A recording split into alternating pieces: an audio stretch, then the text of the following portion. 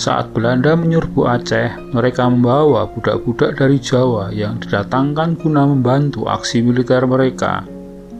Para budak ini, baik laki-laki dan perempuan, dibawa ke Aceh dalam keadaan dirantai satu sama lain. Belanda menyebut mereka dengan Bir atau Biren, namun kadang mereka dipanggil dengan Ketingboren. Sementara orang Aceh memanggil mereka dengan Simurante, yang artinya adalah orang-orang yang dirantai. Kisah hidup mereka yang miris dan menyayat hati mengiringi perjalanan sejarah bangsa ini.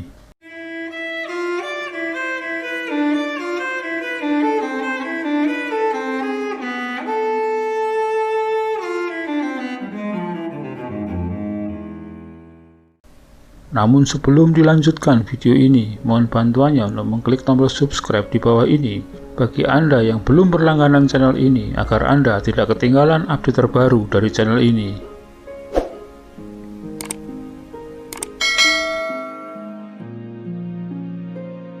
Pemerintah Kerajaan Belanda mendeklarasikan perang dengan Kerajaan Aceh pada hari Rabu 26 Maret 1873. Maklumat itu dibacakan dari geladak kapal perang Citadel van Antwerpen yang berlabuh di antara Pulau Sabang dan daratan Aceh. Pernyataan perang itu dilanjutkan dengan aksi nyata sebulan kemudian pada hari Senin 6 April 1873. Mayor Jenderal C.H.R. Kohler bersama pasukannya mendarat di pantai Ceruman, Ulelewe. Dan sejak saat itu, perang Aceh yang panjang pun dimulai.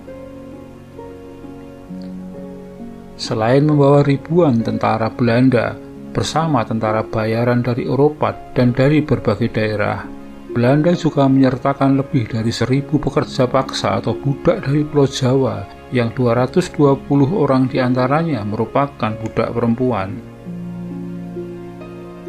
Mereka inilah yang disebut dengan Bir atau Biren, sementara orang Aceh menyebutnya Simurante yang bermakna orang-orang yang dirantai. Para budak ini harus melakukan pekerjaan-pekerjaan berat, tak sedikit dari mereka yang meninggal karena keletihan dan kelaparan. Dari semua budak tersebut, yang paling menderita adalah pekerja paksa yang bertugas mengangkut logistik. Mereka harus membawa berbagai perbekalan militer di garis depan peperangan. Dan karenanya mereka sering menjadi korban dari setiap pertempuran. Tapi tak seperti para prajurit, mayat para budak ini seringnya dibiarkan begitu saja. Kalaupun ada yang mengurus, kuburan para Simurante ini dibuat seadanya. Malah dalam pertempuran di hutan-hutan Aceh, mayat mereka dibiarkan menjadi santapan binatang buas. Dapat dikatakan, di tiap sudut rimba Aceh terdapat kuburan budak-budak Jawa ini. Sementara para budak yang mendapat bagian pembangunan infrastruktur seperti pembangunan rel kereta api atau jalan bisa sedikit bernafas lega karena terbebas dari risiko peperangan. Meski demikian, bahaya tetap mengancam nyawa mereka. Entah karena penyakit, kelaparan, atau terkena ranjau yang dipasang para pejuang Aceh. Belanda tak pernah mengingkari keberadaan para budak Ketingboren asal Pulau Jawa ini. Karena dilibatkan dalam perang Aceh, pasukan Belanda menyebut mereka dengan Batalion Merah, sesuai dengan warna pakaian yang mereka pakai. Kadang disebut juga Batalion ke-19 karena mereka berada di luar 18 batalion pasukan yang telah ada. Yang membedakan adalah mereka sama sekali tidak terlatih dan dipersenjatai. Koran terbitan Rotterdam Belanda, The New Rotterdam Koran, pada edisi Januari 1883 menulis laporan tentang budak-budak Jawa yang dirantai ini. Koran tersebut memuji para budak tersebut sebagai orang-orang pembuat sejarah karena kontribusinya dalam membangun infrastruktur, melakukan pengangkutan barang, ikut serta dalam ekspedisi ke daerah-daerah pedalaman yang keras, membangun bivak dan penginapan, baik bagi para prajurit maupun perwira Belanda di medan perang. Untuk menjaga semangat kerja para budak ini, Belanda mengiming-iminginya dengan sejumlah imbalan. Mulai dari hadiah sebatang rokok, pakaian bekas, hingga pengurangan hukuman, bahkan dibebaskan dari status budak bagi mereka yang bersedia menjalankan tugas-tugas berat, tugas-tugas yang melibatkan pertaruhan nyawa.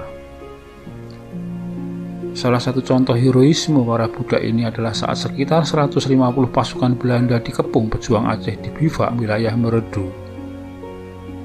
Seorang budak asal Madura diminta untuk mengantarkan surat permintaan tambahan pasukan dari bivak Pantai Raja. Budak itu berlari menerobos kepungan pejuang Aceh, melewati hutan dan mengarungi 3 sungai. Esok harinya ia baru sampai di Pantai Raja dengan tubuh letih dan penuh goresan duri. Setelah menyerahkan surat kepada komandan Marsose di Pantai Raja tersebut, ia pingsan kelelahan. Berkat petunjuk surat tersebut, Belanda segera mengirim 8 brigade Marsose menuju Meredu dan memukul mundur pejuang Aceh yang mengepung tempat tersebut.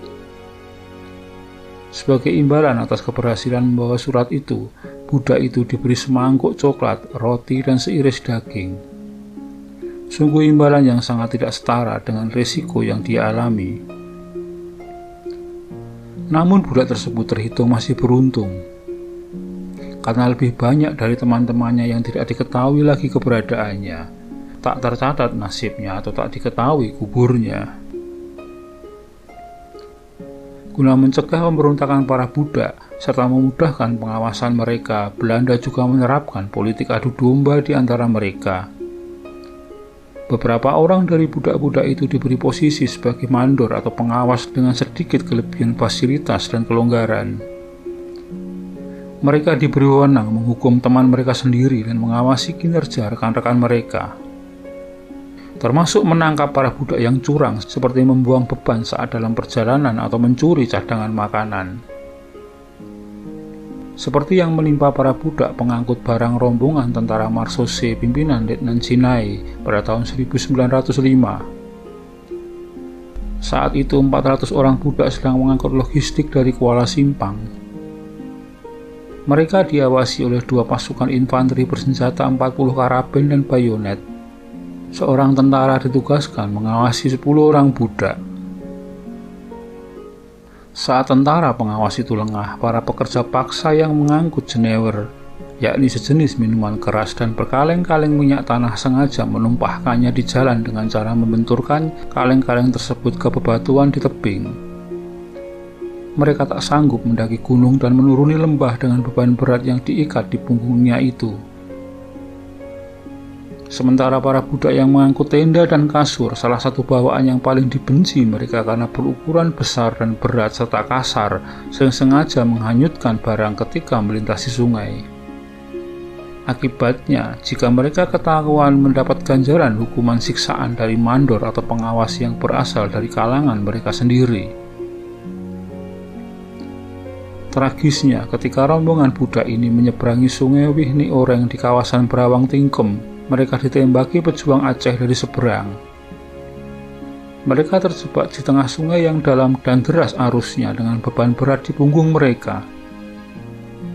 Dan di depan, pejuang Aceh terus menembak tanpa henti, dan di belakang mereka 40 pasukan infanteri pimpinan Letnan Janai membalas tak kalah sengit. Akhirnya mereka lah yang menjadi korban pertama dari pertempuran tersebut. Demikian sekilas tentang budak-budak yang dirantai yang dibawa Belanda dalam Perang Aceh. Terima kasih Anda telah menyaksikan video ini hingga selesai. Semoga bermanfaat. Dan sekali lagi, jika Anda berkenan silahkan klik like, komen, subscribe, dan share untuk teman-teman Anda.